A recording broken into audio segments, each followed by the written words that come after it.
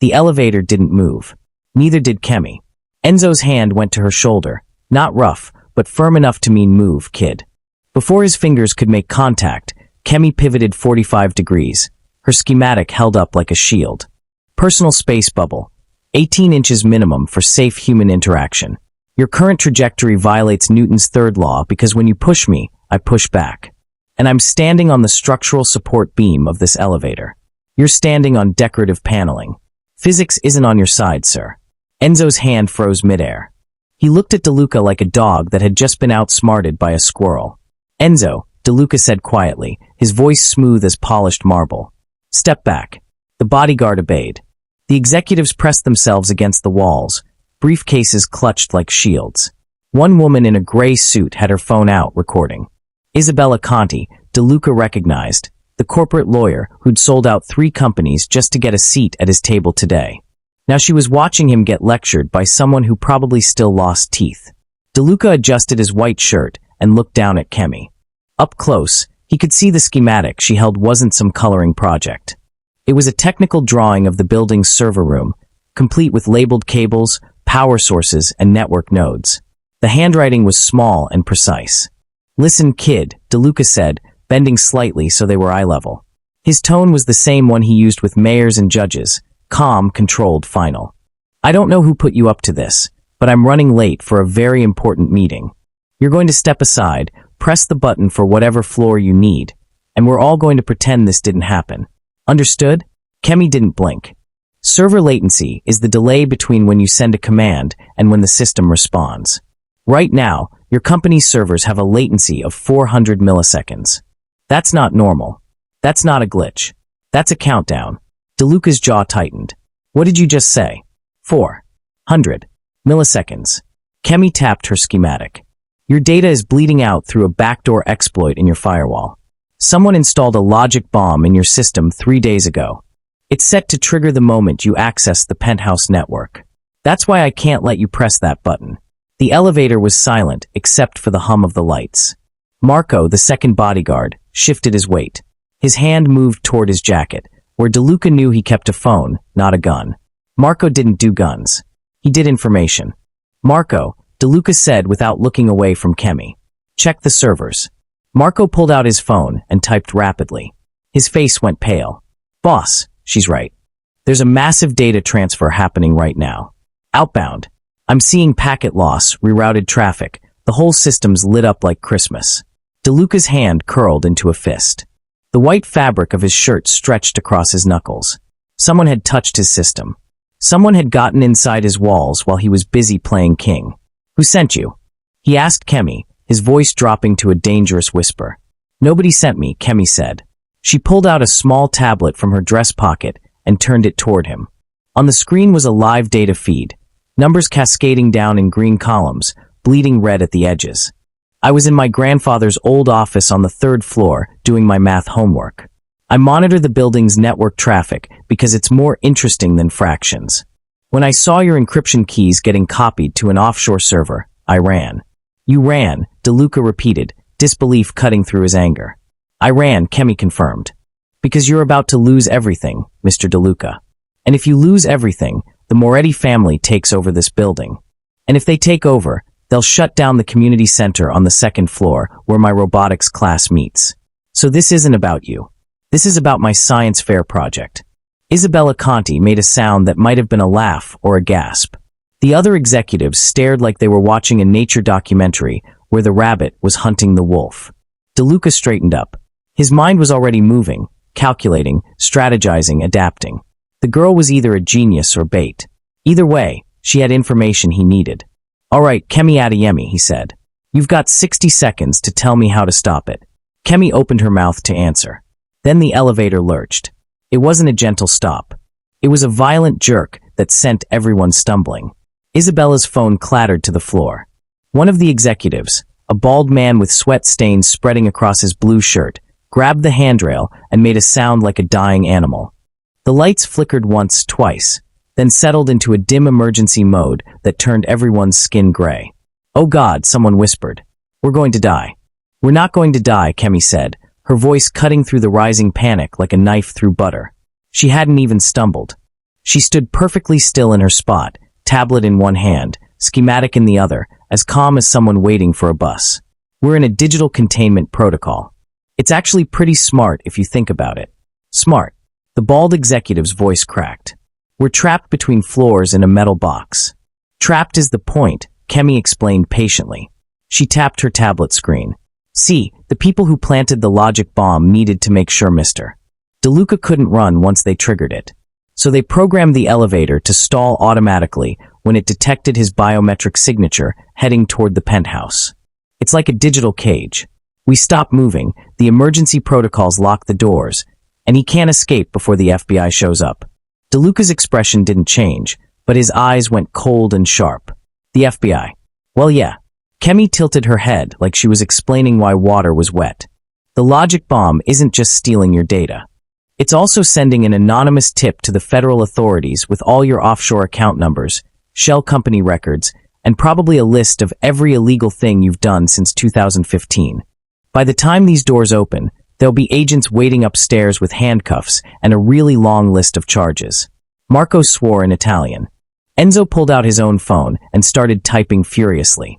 Isabella Conti had gone completely still, her lawyer brain probably calculating whether she should pretend she'd never met DeLuca or start drafting his defense right now. The bald man pressed himself against the wall. I have nothing to do with this. I'm just an accountant. I have 3 kids. I coach Little League. Nobody cares about your Little League, DeLuca said flatly. He turned to Kemi, and for the first time since the elevator had stopped, something like respect flickered across his face. How long do we have? Kemi checked her tablet. The data transfer is at 62%. At current speed, complete upload in 8 minutes. The FBI tip gets sent automatically when it hits 100%. But that's not your biggest problem. What's my biggest problem? The elevator. Kemi pointed up at the ceiling. This containment protocol? It doesn't just lock us in. It also starts a ventilation shutdown after 10 minutes. Your enemies wanted to make absolutely sure you couldn't slip away. So if we can't override the system before then, we're going to run out of air. The woman in the gray suit made a small choking sound. The bald accountant looked like he might pass out. Even Marco's fingers had stopped moving on his phone. Why would they risk killing everyone else? Isabella asked, her voice steady despite her white knuckles. That's a dozen witnesses. That's a massacre. They don't care about witnesses, Kemi said simply. They care about making sure Rafael DeLuca never walks out of this building as a free man. Dead or arrested, either one works for them. Everyone else is just collateral damage. DeLuca absorbed this information like a computer processing data. His face remained blank, but his mind was clearly racing. He looked at Kemi with new eyes, not as an annoying child, but as the only person in this elevator who understood what was actually happening. You said you monitor the building's network, DeLuca said quietly. Can you stop this? Maybe, Kemi admitted. But I'm going to need 3 things. Your primary access code, your biometric authorization, and everyone in this elevator to stop freaking out and let me work. The elevator groaned. Somewhere above them, metal creaked against metal. 8 minutes until the upload finished. 10 minutes until the air ran out. DeLuca pulled off his watch, a platinum piece worth more than most people's cars, and held it out to Kemi. The biometric scanner is in the band. What else do you need? Kemi took the watch and pressed it against a small sensor on her tablet. The screen flashed green, then filled with cascading lines of code. Her fingers moved across the display with the confidence of someone who'd done this 1,000 times. The wiring in this building, Kemi said, her eyes never leaving the screen, follows a radial pattern based on fractal geometry. Most people think the cables just run straight up and down, but that's not how my grandfather designed it. He built redundancy into every system, backup routes, hidden access points, emergency bypasses. He called them the veins. Your grandfather, DeLuca repeated slowly. Samuel Adeyemi. He designed this building in 1997. Kemi's voice carried a quiet pride. He died when I was 5, but he left me all his blueprints. Original copies, not the simplified versions your tech team uses. The real maps that show where everything actually goes. She swiped through several screens, her small fingers moving with surgical precision. Your people installed the server room on the 40th floor because it was convenient. But my grandfather put a secondary network hub on the 3rd floor, hidden inside the old utility room that's supposed to be storage now. That's where I work on my robotics projects. That's also where I can see everything that happens in this building's digital infrastructure. Marco leaned forward, squinting at the tablet. You're saying there's an entire backup network we don't know about? Not a backup. An original. Kemi pulled up a schematic that made the executive's eyes glaze over, but made Marco suck in a sharp breath. When they renovated in 2018 and installed your fancy new servers, they just built on top of my grandfather's work. They didn't replace it. So right now, while your 40th floor system is bleeding data to the Moretti family, the third floor hub is still clean, untouched. Because nobody except me knows it exists. DeLuca's expression shifted. It was subtle, just a slight relaxation of his jaw, a fraction of interest in his eyes, but Kemi caught it. She was learning to read him the same way she read code. Can you route through the third floor? DeLuca asked. Bypass the compromised system entirely? I can do better than that. Kemi's fingers flew across the screen. I can make the logic bomb think it already won. I can feed it fake data. Make it believe it successfully uploaded everything and triggered the FBI alert. Then it'll shut itself down because its job is done. Meanwhile, your real data stays locked in the third floor hub where they can't reach it. Isabella Conti let out a breath she'd been holding. That's actually brilliant. It's a Trojan horse in reverse, Kemi explained, still working. Instead of sneaking something bad into a good system, I'm sneaking something good out of a bad situation. My grandfather used to say that the best defense is making your enemy think they already won. The bald accountant had stopped hyperventilating. Even the other executives were watching Kemi with something like hope. The elevator groaned again, and somewhere in the walls, a fan sputtered and died. The air already felt thicker. 7 minutes, Marco announced, checking his phone. Upload is at 70%. I need access to the building's main power grid, Kemi said. She looked up at DeLuca. Your biometric watch gives me access to your files, but not to the infrastructure controls. Those are managed by building security. I need someone to call down to the basement and authorize emergency override protocol 17C. DeLuca pulled out his phone. His thumb hovered over the screen. If I make this call, I'm giving you complete control of this building's electrical and data systems. You could shut down everything. You could lock me out of my own company. Yes, Kemi said simply. You're 8 years old. 8 3/4. And I'm also the only person in this elevator who can save your life. So maybe stop talking about my age and start making the phone call. A smile, brief and sharp as broken glass, crossed DeLuca's face. It was the smile of a predator recognizing another predator, even if this one was 3 feet tall and wearing a bronze dress. He dialed. Victor, this is DeLuca. Authorization code Tango 7 Romeo. I need emergency override 17C, routed through third floor access terminal. Yes, I'm serious. You have 30 seconds. Kemi's tablet beeped. Her screen turned blue, then gold. I'm in, she whispered. Isabella Conti had spent 15 years building a reputation as the lawyer who never flinched. She'd negotiated with cartel bosses, stared down federal prosecutors, and once told a Supreme Court justice he was wrong about contract law. She didn't panic. She didn't break. She definitely didn't stand in elevators recording 8-year-olds giving orders to Mafia kingpins. Yet here she was, phone steady in her manicured hand, capturing every second. Mr. DeLuca, Kemi said without looking up from her tablet, I need you to hold this while I reroute the firewall protocols. Both hands. Keep it level. If the accelerometer detects movement, the security system will think someone's trying to steal the device, and it'll lock me out. DeLuca stared at her. You want me to hold your tablet? Unless you'd prefer to suffocate in 9 minutes, yes. Isabella watched DeLuca's face carefully.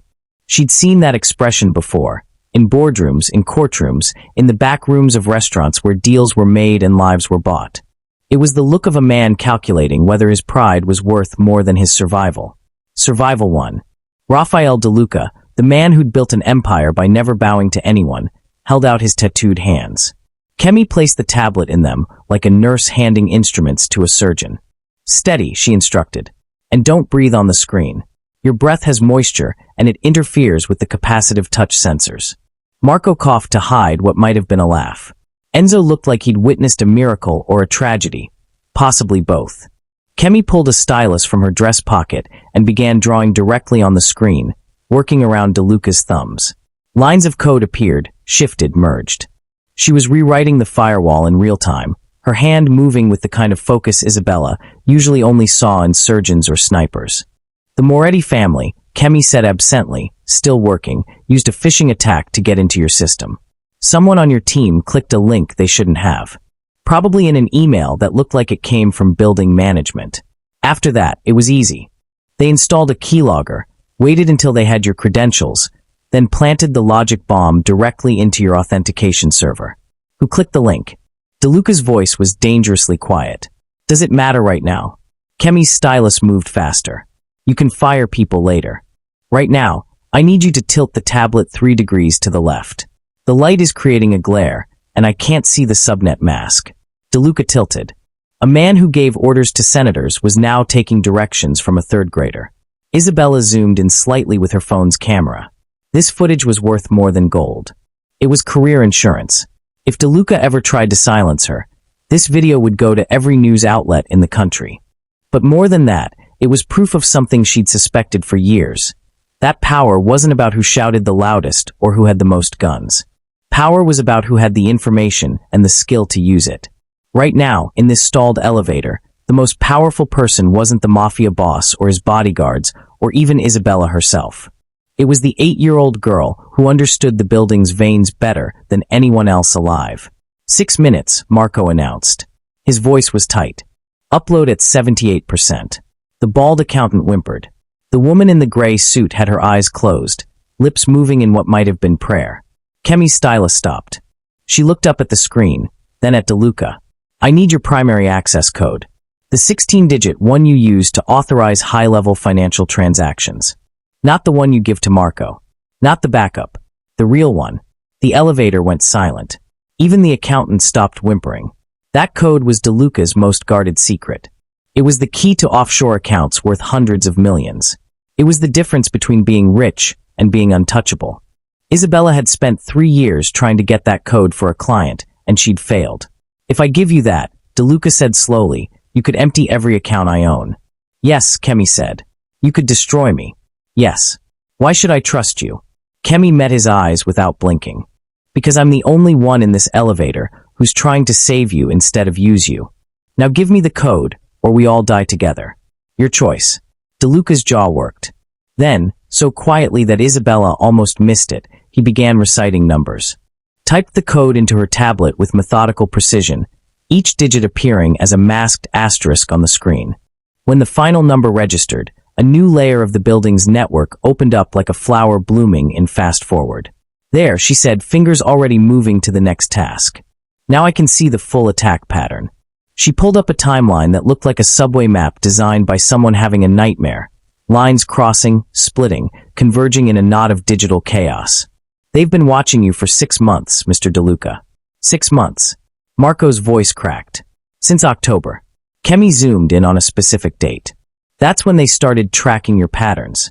What time you arrive at the office. Which elevator you use. What floors you visit. How long you stay. They built a complete behavioral profile. She swiped to another screen, this one showing a series of photographs. DeLuca in his white shirt entering the building. DeLuca in his white shirt leaving a restaurant. DeLuca in his white shirt stepping out of his car. Always the same pristine white fabric, always the same controlled expression. You wear white every day, Kemi said matter-of-factly. Same brand, same fit, same style. You drive the same route to work. You eat lunch at the same restaurant every Tuesday. You have the same coffee order every morning. Espresso, double shot, no sugar. You're disciplined. You're precise. You're predictable. DeLuca's fingers tightened almost imperceptibly on the tablet. Isabella saw the muscle in his jaw flex. That's not a weakness, he said. It's the weakness, Kemi corrected. The Morettis didn't beat you with better technology. They beat you with psychology. They knew exactly what you'd do because you always do the same thing. Social engineering isn't about hacking computers, Mr. DeLuca. It's about hacking people. She pulled up an email dated 3 days ago. The sender was listed as building management at towersecure.com. The subject line read, urgent, elevator maintenance schedule update. This email went to your entire team, Kemi explained. It looked official.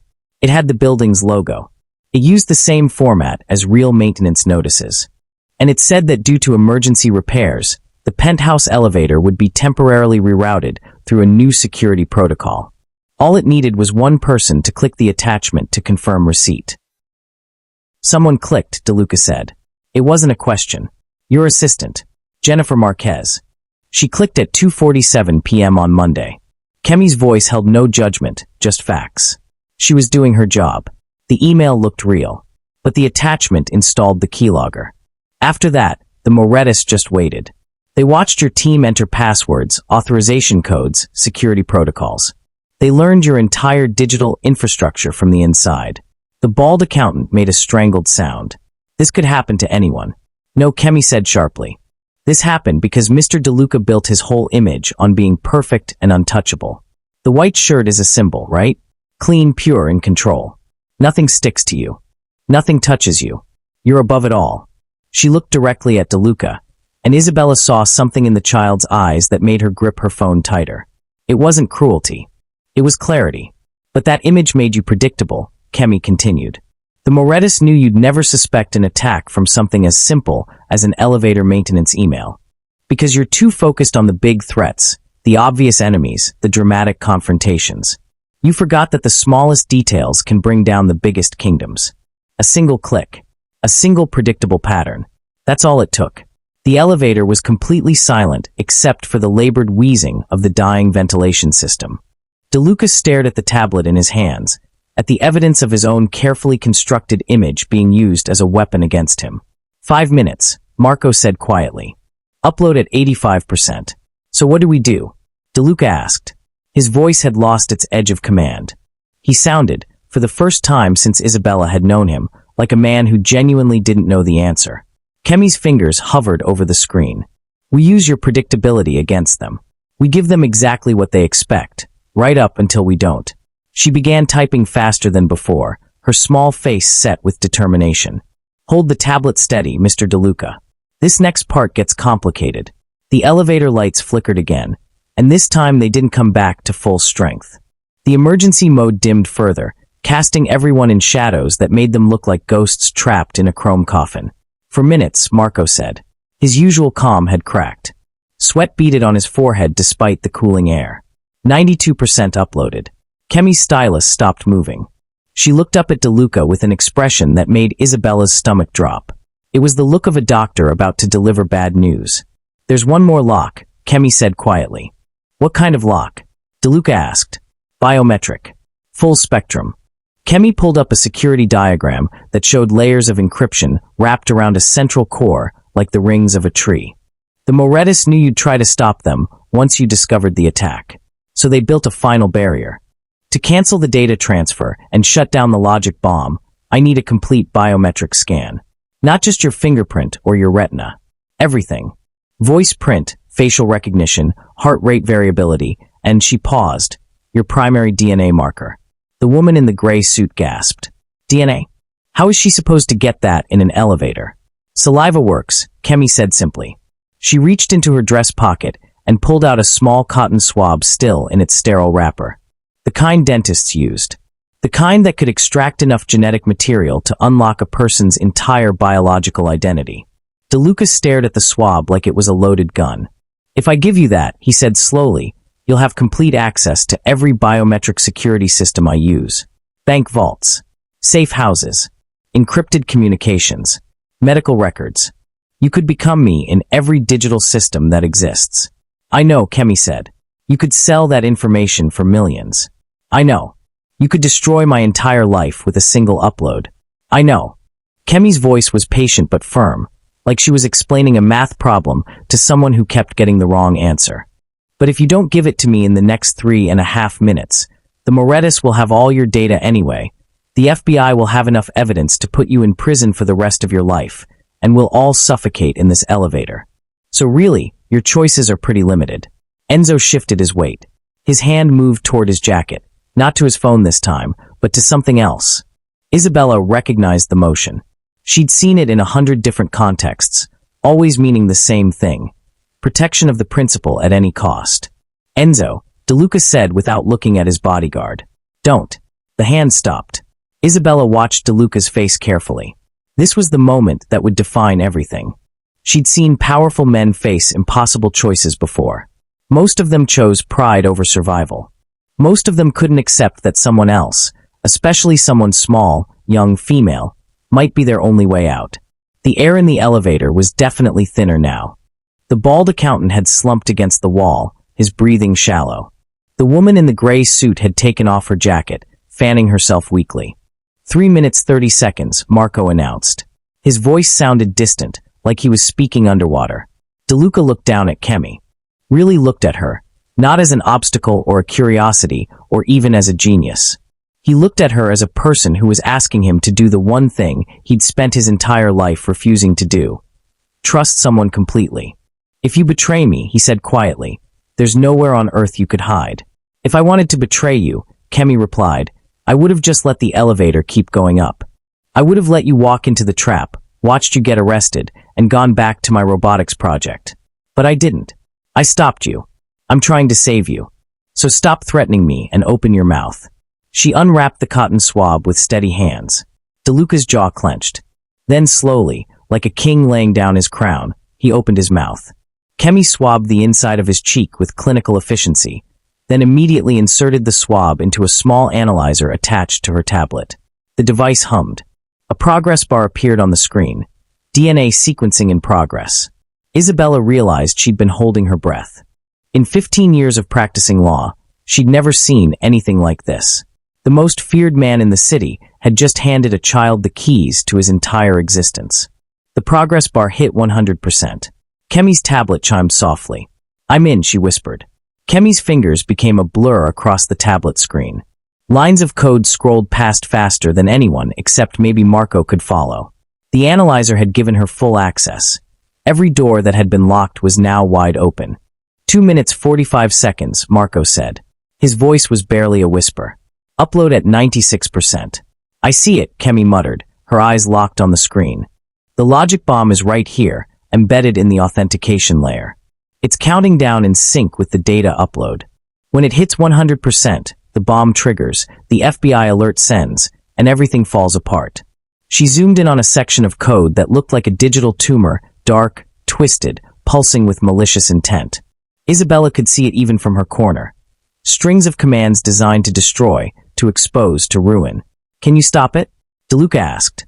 His hands were still holding the tablet perfectly level, but Isabella could see the tension in his shoulders, the white of his knuckles against his tattooed skin. I can do better than stop it, Kemi said. A small smile, the first one Isabella had seen from her, crossed her face. I can redirect it. Her stylus moved with surgical precision, selecting sections of code, copying them, pasting them into new locations. The beautiful thing about a logic bomb, she explained, still working, is that it's just a set of instructions. If this happens, then do that. Right now, it's programmed to target your servers. But if I change the target parameters, then it does the same damage to someone else. Marco's eyes went wide. You're going to send it back to the Moretus. Not just send it back. Multiply it. Kemi's fingers danced across the screen.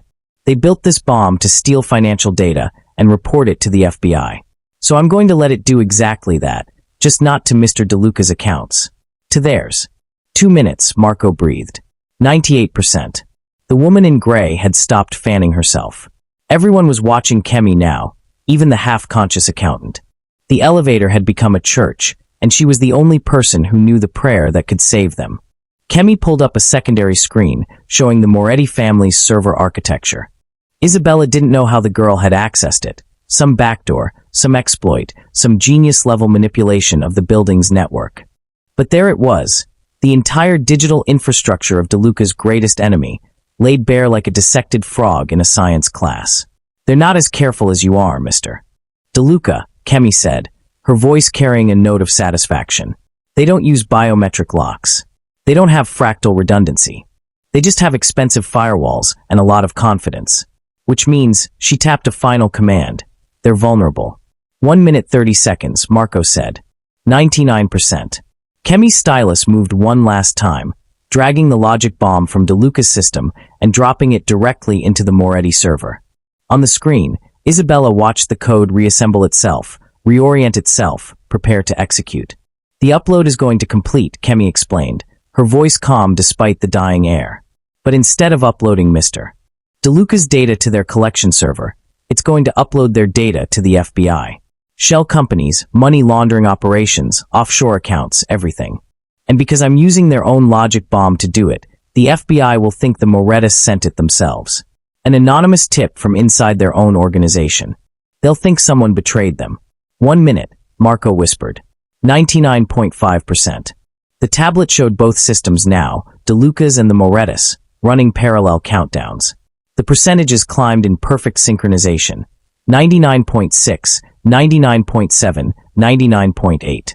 DeLuca's breathing was steady, but Isabella saw something in his eyes she'd never seen before. Hope mixed with terror, the expression of a man watching his entire fate decided by someone else's hands. 99.9%. Kemi, DeLuca said quietly. Hold steady, she replied. 99.95%. The elevator's emergency lights dimmed to almost nothing. The air was thick enough to taste metallic and stale. The accountant had passed out completely. The woman in gray was crying silent tears. 100%. The screens flashed. For one terrible second, everything went dark. Then Kemi's tablet erupted in green text. Transfer complete. Logic bomb triggered. Target. Moretti_financial_servers. FBI alert sent. A second line appeared. DeLuca systems, secure. No data lost. Kemi looked up at DeLuca, her eyes bright with triumph. We won.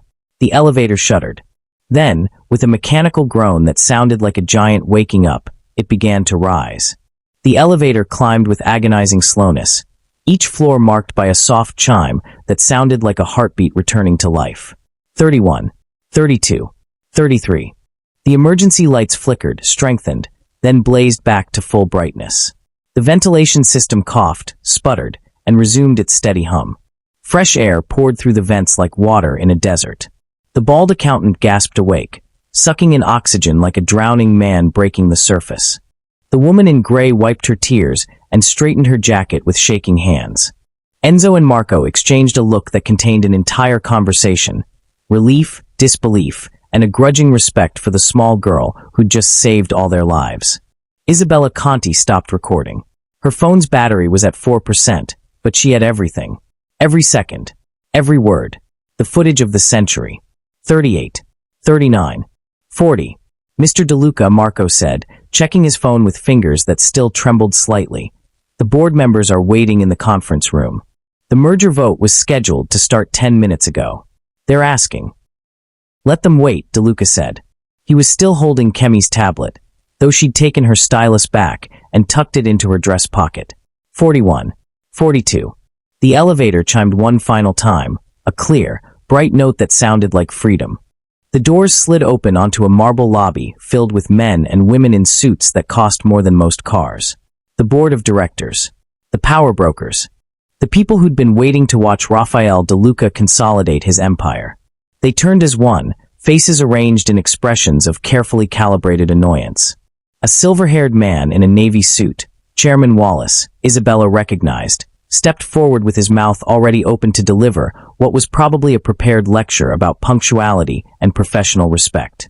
He stopped mid-step when he saw the elevator's occupants.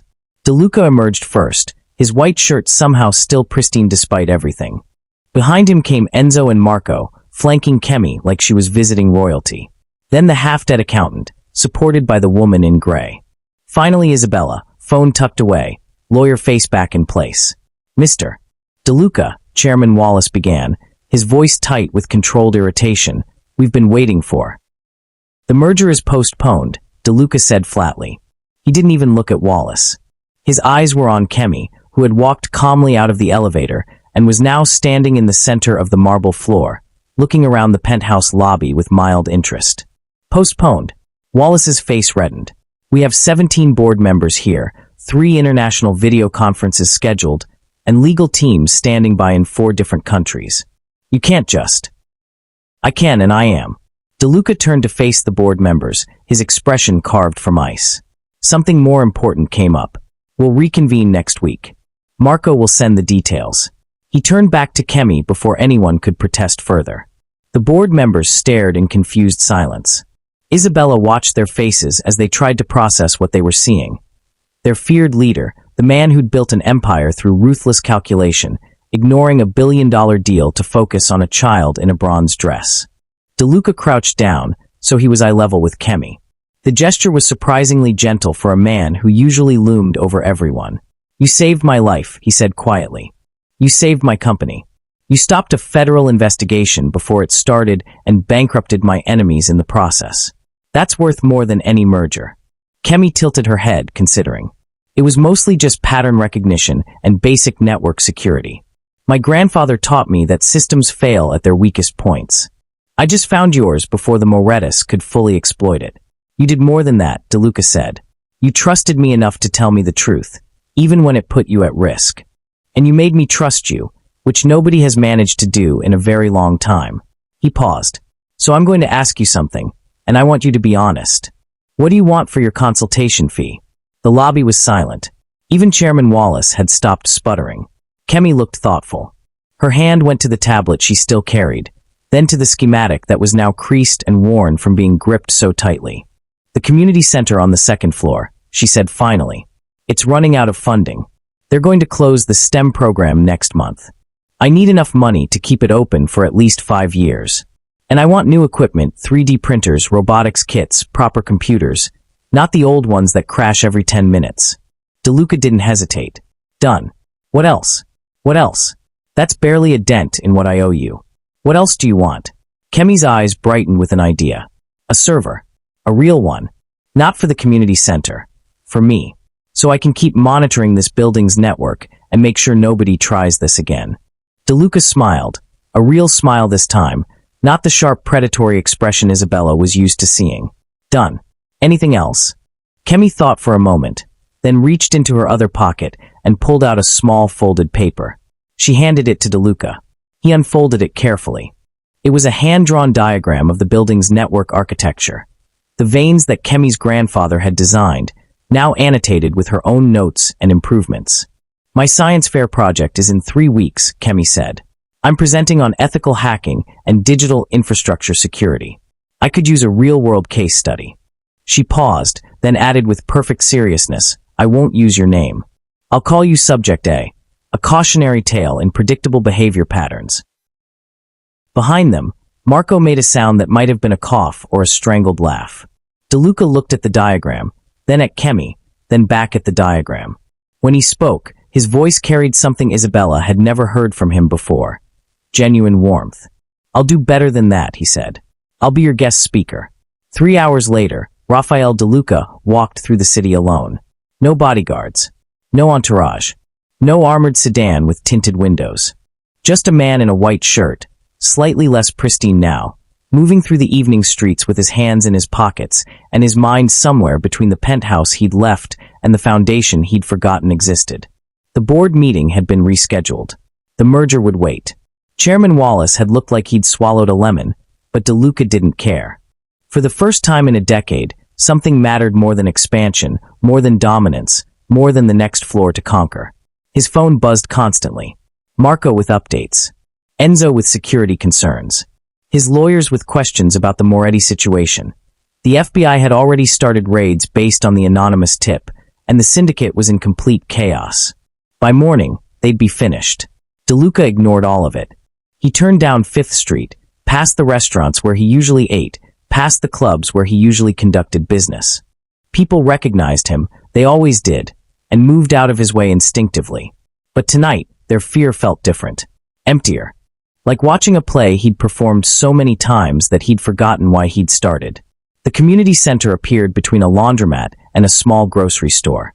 It was a modest building, 3 stories of worn brick with windows that needed washing and a sign that read Westside Community Center. All welcome. The paint was chipping.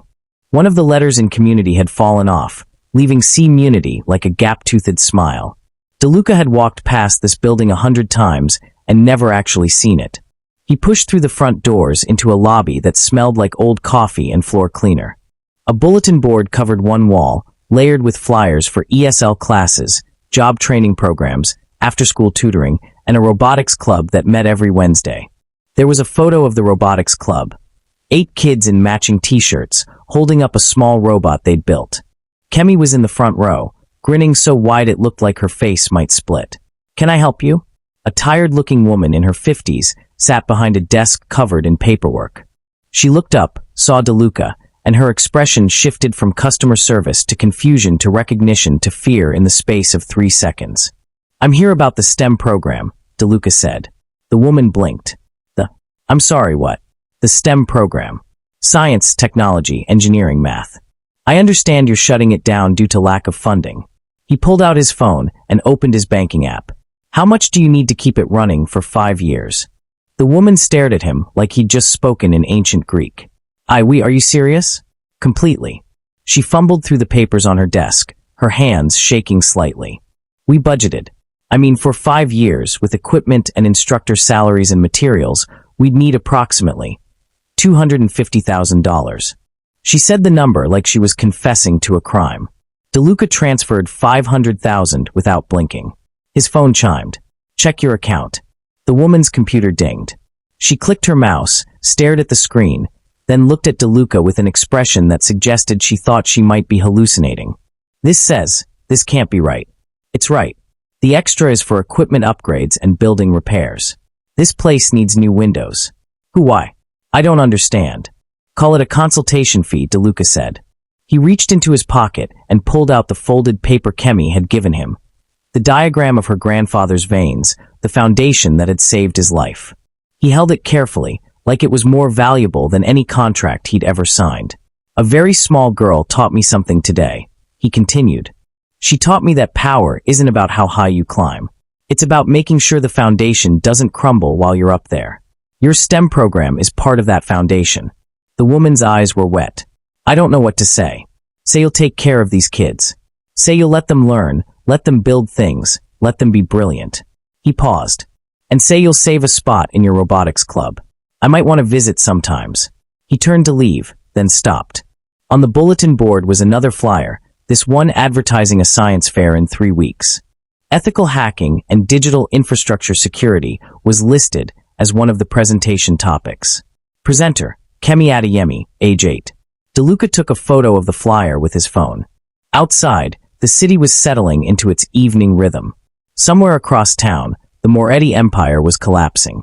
Somewhere in a penthouse, board members were probably still arguing about the postponed merger.